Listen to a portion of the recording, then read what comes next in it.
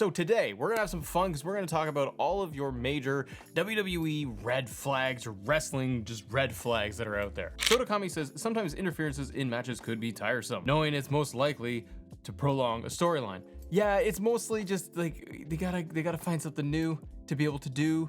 That rhymed, but they need to be able to change up the formula because it's like, okay, we need to run interference at the end of this match, towards the end of this thing, particularly in those main events, to get to the next week and then the next week. The thing is though is that they don't change it very much. Like it's interference for like 3-4 weeks to get to the PLE now, instead of it being an interference one time in the story beat for, you know, the 4 or 5 week program. And then they change up what happens the following, like a big moment happens. You just don't get it. Another red flag is from Zach Roopsick. Says the constant stream of pay-per-views with little to no build up for matches. Well, I'm recording this right before Wrestlepalooza, for example, because we have 5 matches on the card. And none of the build, like let's look at this specifically, none of the build has been very good. It hasn't been very like elaborate because you're dealing with a couple of weeks to get a show built up. Like we had Clash in Paris, and then if we didn't have Palooza, we would be waiting until Crown Jewel. That would have been way better, I think, unless every match would have just ended in a schmoz or 25-minute promos week after week after week. But I think it would have forced them to do more big moments on TV. But I agree, one of the big red flags is that there's just a constant flow of pay-per-views that never ends, where we've gone from 4 to 5 weeks getting a show, and now we're into 2 to 3 week turnarounds, that the pay-per-views, like a Wrestlepalooza, might be a big spectacle. Maybe a lot's about to happen. You watch this video, maybe even after Palooza, and you go, hey, you're a big idiot because all these things happen. You all these title changes and it was magnificent. It very well could be, but the thing is that you're getting these big pay-per-views and they're feeling like big Raws and SmackDowns, or they're doing Raws and SmackDowns before the PLEs, beefing those up with title matches. Then you get the PLE and they only do 5 matches. Like, let's move some of those title programs to the actual pay-per-views too. The Mikeinator says LA Knight not being a world champion. Yeah, I don't get it. I really don't. I like LA Knight just fine. I'm a fan. I thought it was weird when he ran down on Raw and he had a hat on. That threw me off. But besides that, him coming to Raw, I think, is a good change of pace. I think it's been good that he's been messing up with the Vision and sprinkling in there. But he's so having to be pushed to the side because now he's dealing with Jay. If Jay turns heel soon, then I like to see the LA Knight Jay program. Eventually, I think I'd like to see LA Knight just go heel, or just be like, I'm not putting up with this anymore. I'm doing it my way. Like, I'm not teaming with all these jokers. LA Knight's so good on the microphone. Like, we don't get promos from LA Knight anymore. You notice that? We used to on SmackDown, and he'd get in confrontations with people in the ring. He really does. I mean, I'm kind of exaggerating because I can think of times where like he's gone up with Seth and he gets in their face, and it's a lot of backstage though. I don't get the big pop LA Knight's music hits and then he's going after a champion. It's just not. Like, he should be mixing it up with Seth, even though Seth is still dealing with Punk. SCW Wrestling Channel says the continual rise in ticket prices to attend WWE shows, honestly, it's getting ridiculous. So I've covered this on the channel quite a bit, just with how these ticket prices are coming to be, and it's just getting higher and higher. And then the recent reports from Mark Shapiro that for TKO that they're not going to slow down, that Vince in those days he was pricing things for families, and they're trying to just do a UFC model where it's just going to be so expensive. I don't know who's attending these shows. Realistically, like, they're getting secondhand tickets or something. The packages for pay-per-views are insane, but they are pricing out so much of their fan base. They don't really care, do they? It's a red flag with the ticket prices, because I think there becomes a tipping point. There's a point in time where this won't work anymore. They will price out their audience, and if the creative isn't there, it's a big problem. But this is where it ties into ticket prices and the creative for me. If your ticket prices are high and you're doing things like, I don't know, doing the ESPN deal, you do these big things that make fans kind of go, don't really like that. If you're doing that, however, the creative is super strong, I think a lot of people would give it a bit of a pass, particularly with ticket prices. If ticket prices are super high and maintain that level, your product better be top notch and be deserving of that. Like, if they're paying thousands of dollars for tickets to go to Raw and SmackDown and a pay-per-view, then it should be just like off the charts excitement, I can't wait to see. Instead, you're watching at home going, this is the same show every single week, and there's not much of a difference. I think it's kind of worth it to go to the pay-per-views, if you can afford it, because you're gonna get the big moment. But for a Raw, I'm like, if I go to a Raw soon in Toronto, I can fully expect it to end in a tag team main event with the DQ finish or a rundown from Jey Uso. Party McFly says, I like that name, says all of WWE not being on Netflix in the United States. I mean, yes, it's a big red flag for people because they want to diversify their portfolio across everything from television to having Peacock to having Netflix to now having ESPN. They just put their product across everything. So it makes sense, but it's not great for fans of where you can't have Netflix, US, WWE all in one spot. Because in Canada, like that's how we get it, where it's Raw, SmackDown, PLEs, NXT, it's all there. And so I feel really bad for everybody that's in the US that are now sitting there going, well, I still have my Peacock subscription and now I have to get ESPN on top of it if I really want to follow the pay-per-views, or people are like, I'm not doing that because I'll just watch highlights on YouTube or something. So I agree. It's not the best practice. It makes sense from WWE or TKO side, but it's not good for fans. You want it all in one spot. That's why the network was so great. $9.99 and it's just on everything. Zaib Ali says overly dependent on nostalgia. Now I'm trying to think. When we're dependent on nostalgia, are we talking Brock Lesnar, I guess, John Cena, AJ Lee coming back? Right now, they are pushing the nostalgia. You got the SaudiMania announced with all the rumors right now that they're like, we're going to pull out Undertaker, we're going to have HBK, we're going to have Triple H come out and wrestle Stone Cold. Relying on all this nostalgia, I think that the well runs dry. I did a video on this the other day, and I was talking about this piece of how you're going to tap out your legends. You don't really have any left. Like, we're very quickly going to have Roman Reigns become the legend. And these guys that are on the main roster, they're going to start pulling their schedules back even more because they're like, we need a nostalgia act. They're running out of nostalgia acts. Goldberg's retired. Just everyone is kind of done. And I don't think you can bring Brock back all the time for people to even care or get invested. So relying on nostalgia, it has its place. I'll say that. Because like next, I think you might see Chris Jericho show up. And eventually, if the contracts run out and they don't re-sign, Edge. Bring Edge back for one more time. For like a month thing. Just for like the quick programs. I can see them doing this. They've brought Trish Stratus back numerous times. Yeah, there's the need and there's the enjoyment of a nostalgia and where it fits. I think Trish is actually a good example where when they did bring her back and she was feuding with, I want to say, Becky, I thought it worked. She had the steel cage match. Was that Becky or Bayley? I can't remember. But when Trish came back, I thought they utilized her in an effective way. Nikki Bella, I think, got derailed because she was going to go fight Liv, and then Liv got injured. And even that, I'm like, I don't really care about this. And Nikki kept losing. Nikki lost like all of her matches. So I don't really see what the point is. It's just the problem with the Nostalgia Act is that you know that it's very short term. I remember many years ago, I don't know, this was 2010s or 2015, somewhere around there. I remember RVD coming back one time for one of his returns. And when RVD came back, I remember he was on this like 90-day contract. And that wasn't because like it was all over the dirt sheets and stuff. You just knew that he was like, this is a short-term thing. And he literally would come in for 3 months and he was out.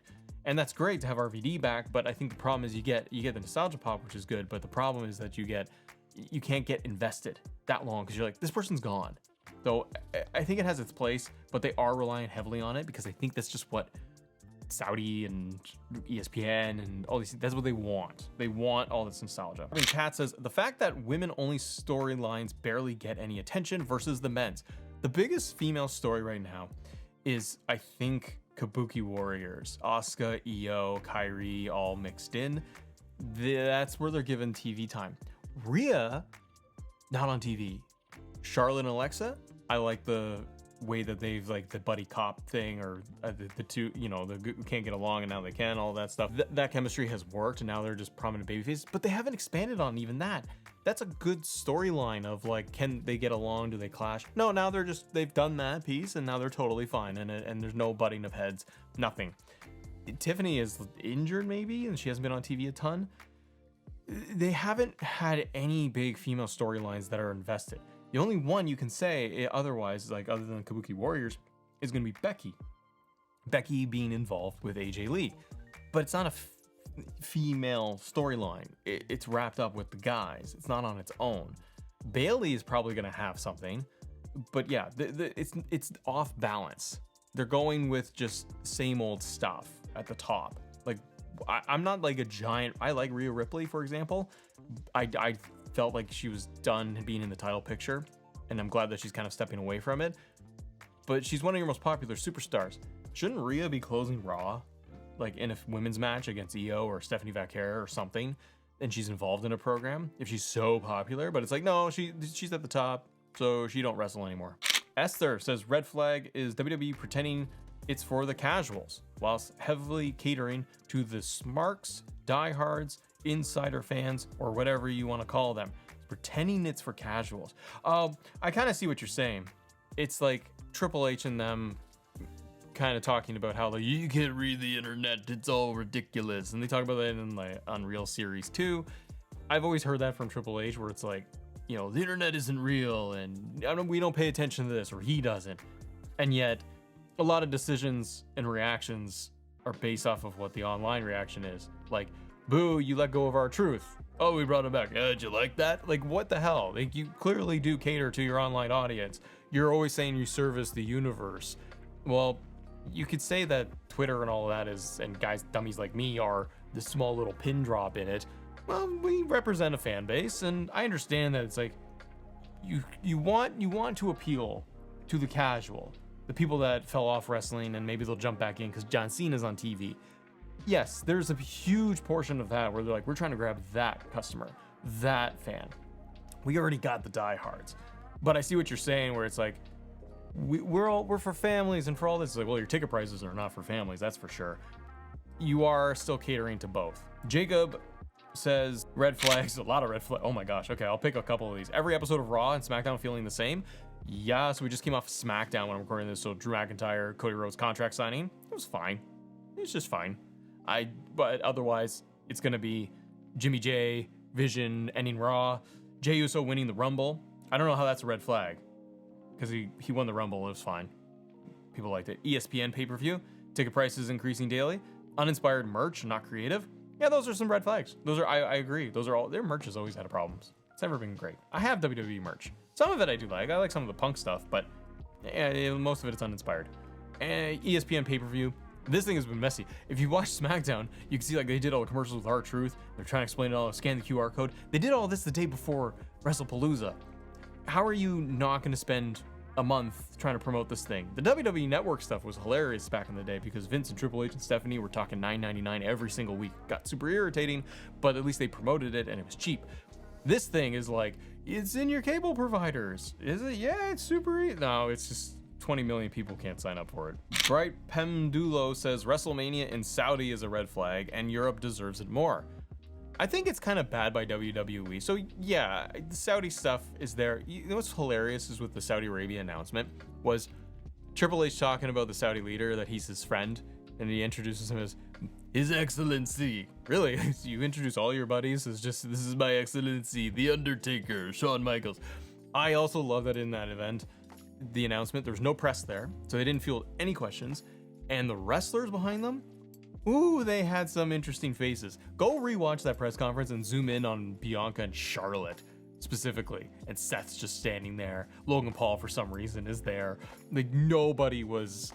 It looked like none of them knew why they were really gonna be there until a minute before they were gonna walk out. I have to hazard a guess.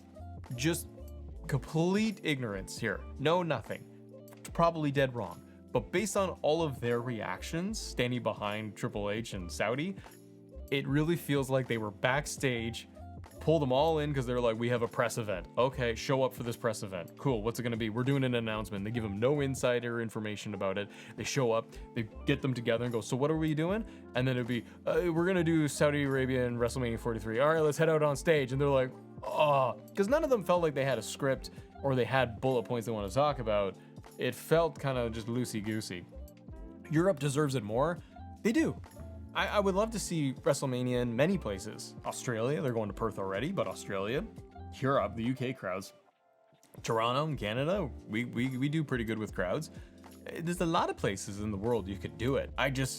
You know why? It's because it's all for the money, and it's just wild. And I think that it's bad that they would tease Europe. Remember John Cena came out one of the pay-per-views, he randomly showed up and he's like, UK is one of the best crowds ever, and Do you want WrestleMania? Woo, yeah. Well, is it really ever gonna happen? How can you now go and do that ever again?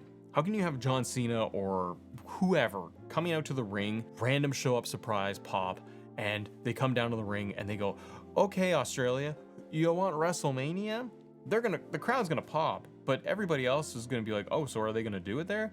Well, no, it's just, hey, you're interested?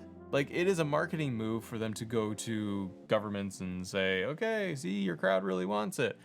Negotiate, they're not gonna pay enough.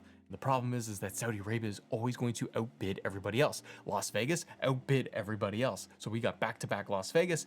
I would worry that now they are going to just say Las Vegas is the home of WrestleMania in the US, and then every other year it's in Saudi Arabia. How are they not going to just have every WrestleMania from now on in Saudi Arabia when they are going to pay millions upon millions of dollars, hundreds of millions of dollars to get it? TKO can't turn that down. Even optically it looks bad.